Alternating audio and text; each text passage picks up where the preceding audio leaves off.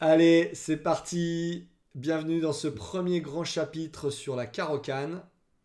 Alors Tigrane, moi j'aime bien quand on commence par les grands principes ou Ouais, qu'est-ce que ouais. tu peux nous en dire toi de cette ouverture? Bon, déjà le nom, Caro-Kann, Ouais, mais bon, ça on le savait. Bon, là, je vais essayer d'expliquer un tout petit peu les idées qui existent. Évidemment, ça commence par E4 ouais. et nous allons jouer C6. C'est donc une défense. Oui, oui, oui, c'est une défense. On a les noirs, oui, souvent ça s'appelle une défense. Donc La défense la carocane. défense Caro-Kann. Ok. Donc le principe est comme on va dire, n'importe quelle autre ouverture, c'est d'avoir un impact sur le centre des blancs. D'accord. Donc, on a plusieurs façons de le faire.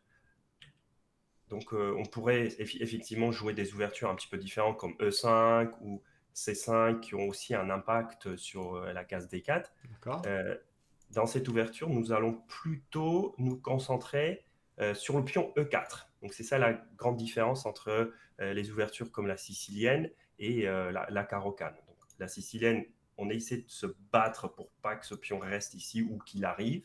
Et D'accord. la carocane, notre objectif, c'est tôt ou tard aller échanger ou bon, attaquer le pion E4.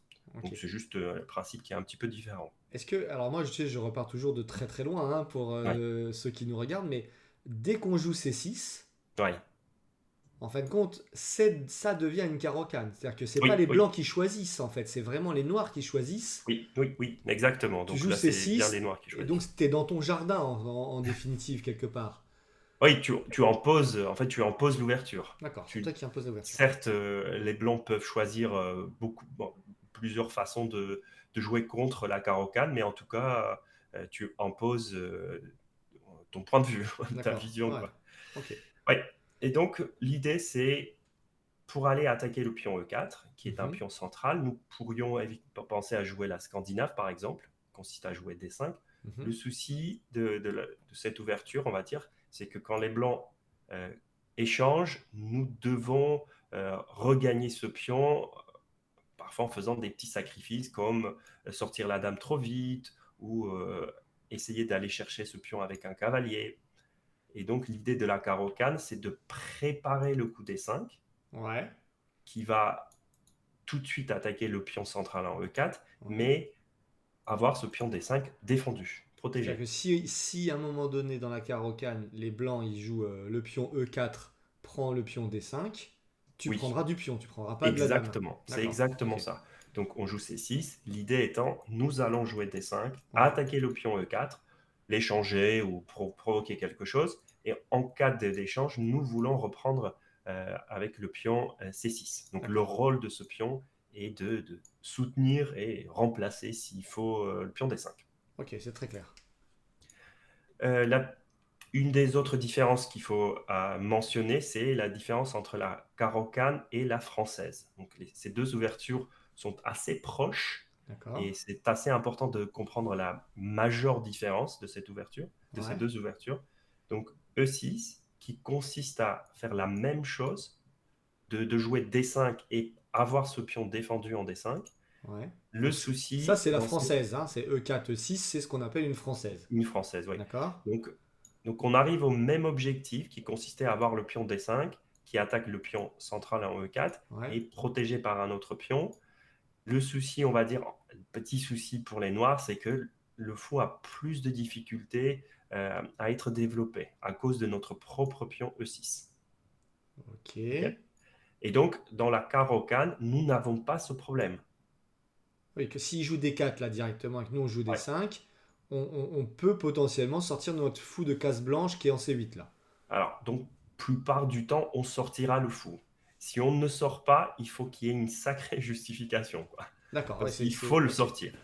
En fait, tu es en train de nous dire que entre les joueurs de française et les joueurs de carocane, les joueurs de Oui. carocane, alors je sais que tu es un joueur de carocane, hein, donc Mhm. ils sont un peu plus malins, c'est que où ils ont trop eu de difficultés avec ce fou quand ils jouaient les françaises. C'est quoi le principe en fait?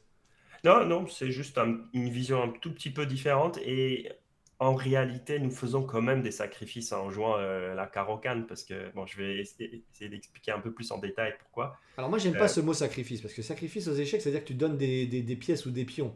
C'est quoi? C'est euh, des en gros, compromis, des des petits compromis, compromis. d'accord. Donc il y avait le compromis sur la française que ton fou, il sortait pas forcément. Mais en C'est vrai, la ça. carocane, les joueurs de française, ils diraient, t'as plus la case C6 pour ton cavalier ou une histoire comme ça, quoi. Il pourrait dire ça, et Ouais, puis on pourrait même aller un petit peu plus loin et se dire que le principe de l'ouverture de la carocane, c'est de gérer le pion E4, ouais, provoquer l'avancée ou provoquer l'échange, ou c'est nous qui échangeons. ouais, Mais une des idées, on va dire un peu plus longue, c'est aussi d'échanger le pion D4.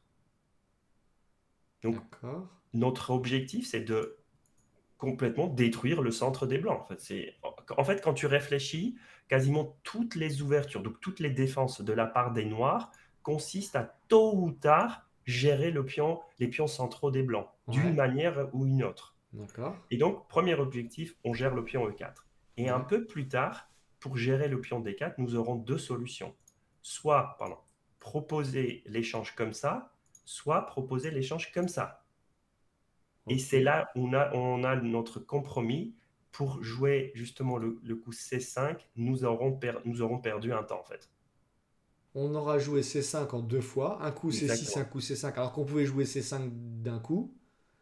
Dans la française, c'est ça l'avantage, c'est que D5, et nous pourrions jouer donc le coup C5 beaucoup plus rapidement, quoi, sans perdre un temps. Ok, donc le Donc il y a compromis une est histoire là. de Ouais. compromis. Ouais. Donc il y a compromis entre le développement du fou qui est en C8 ou le temps qui va te falloir pour aller pousser C5, le coup libérateur, pour t'occuper de D4. Mais tu sais, Exactement. c'est. Alors, pour le coup, je joue quand même aux échecs depuis un petit peu de temps et on me l'a jamais expliqué comme ça. C'est-à-dire qu'en fait, là, tu es en train de dire que quand tu joues la carocane, dans ta tête, en premier, tu vises Mhm. E4 Exactement. et en deuxe, tu vises D4, quoi. Ouais, ouais. Mais en fait, comme je disais, c'est pas uniquement dans la carocane. Si tu regardes la sicilienne, je fais des petites parenthèses, mais parce que c'est quand même essentiel pour comprendre.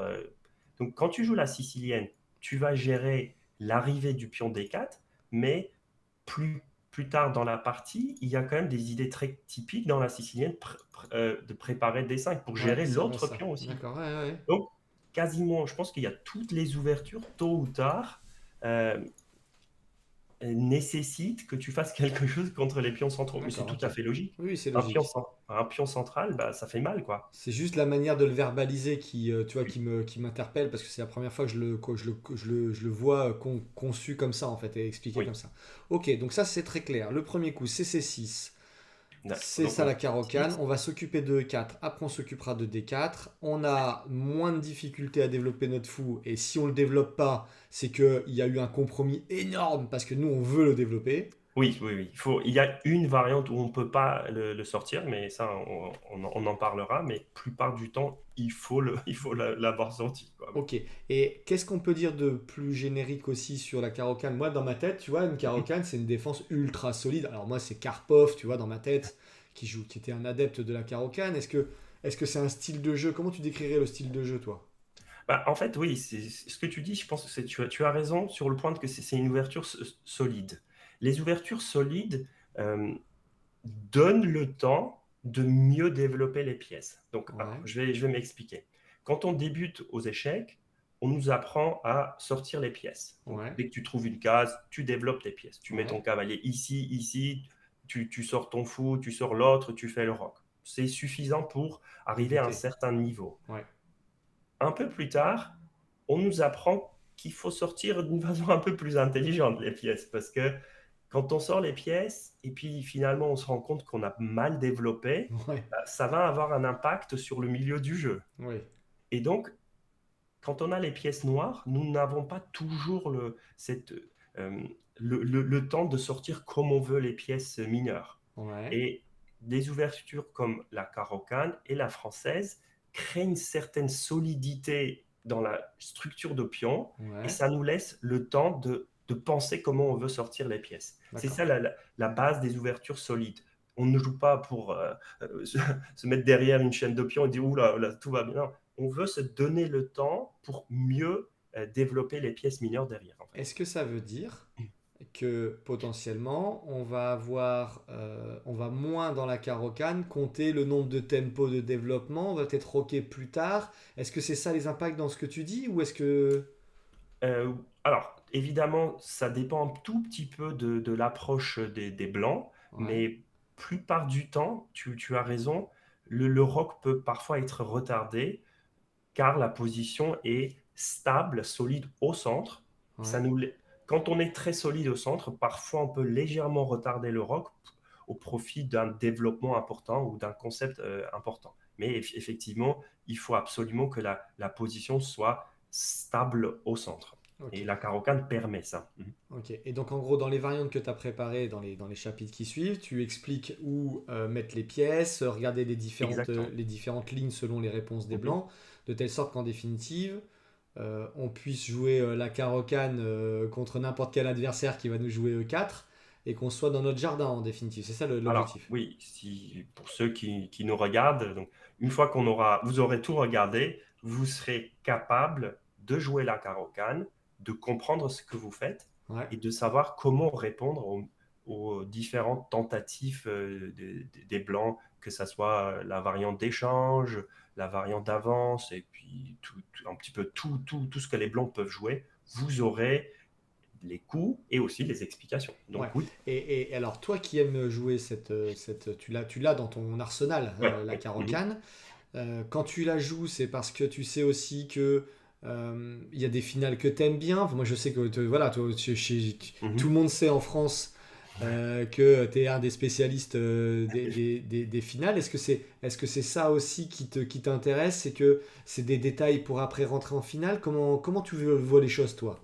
Alors, j'aime bien la Caro-Kann, bah, ouais, premièrement pour sa solidité D'accord? et j'aime bien me donner ce temps pour mieux penser à mon développement. Donc déjà, D'accord? ça, c'est assez important pour moi. Deuxième, oui, tu as raison, il y a des finales qui sont même parfois très avantageuses pour les Noirs. D'accord?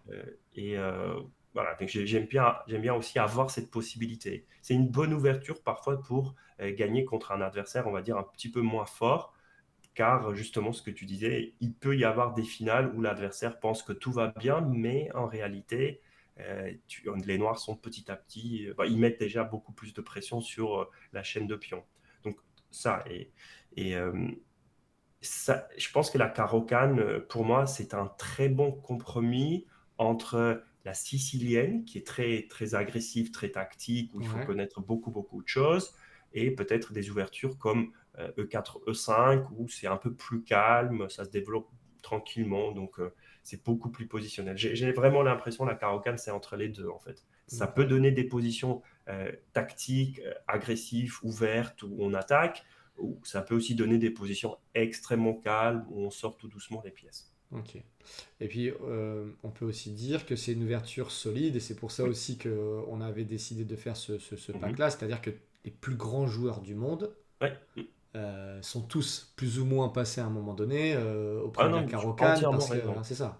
Entièrement raison. On peut nommer des joueurs comme le champion du monde actuel, Carlsen, qui joue, qui a joué, euh, et justement pour essayer de gagner. Pardon. Attends, stop, attends, j'ai noté. On enlève Carlsen, champion du monde actuel, et il Pardon. tousse. Ah, Tu tousses, toi. ah, Prends un verre d'eau, prends un verre d'eau. On revient avant Carlsen, champion du monde actuel, t'as pas le droit de le dire, ça. pourquoi? Ah, actuel, Parce que dans 10 ans, il sera peut-être plus champion du monde et on regardera encore la vidéo.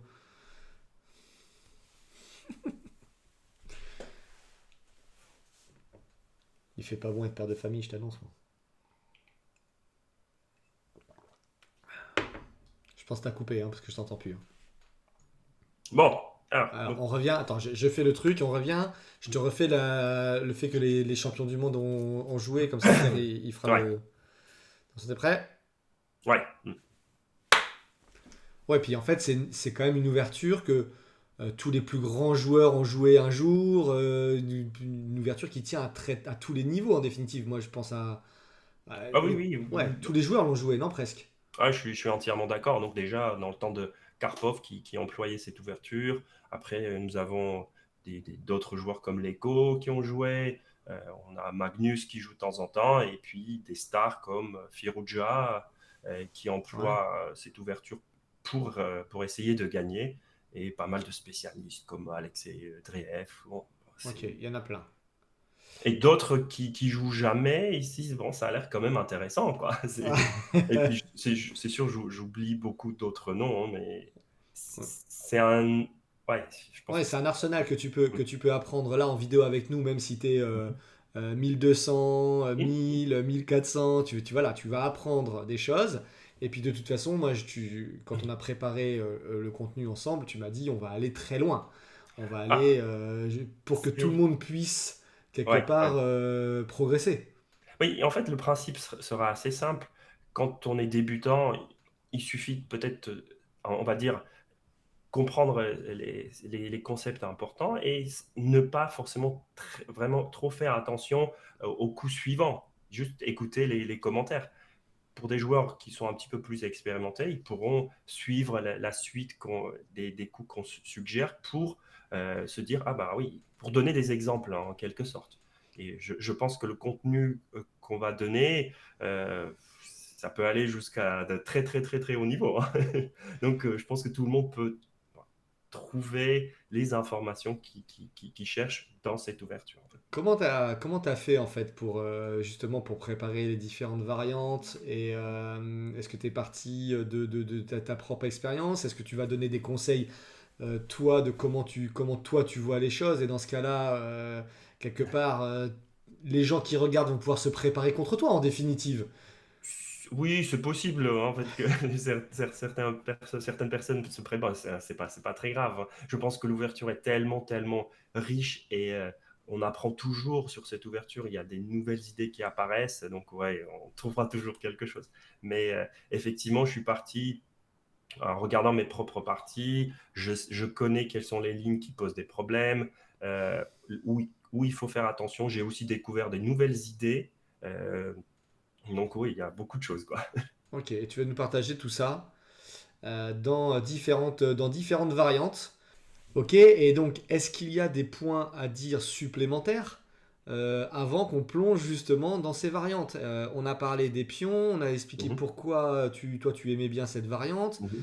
les joueurs, la solidité, E4, D4. Est-ce qu'il y a des autres points dans ce grand chapitre, on va dire, tu vois, de démarrage Mhm. qu'il faut dire je sais pas comment on dit, nos spectateurs, à toi qui nous écoutes? Est-ce qu'il y a Oui. autre chose à dire avant de plonger dans les variantes, Tiran?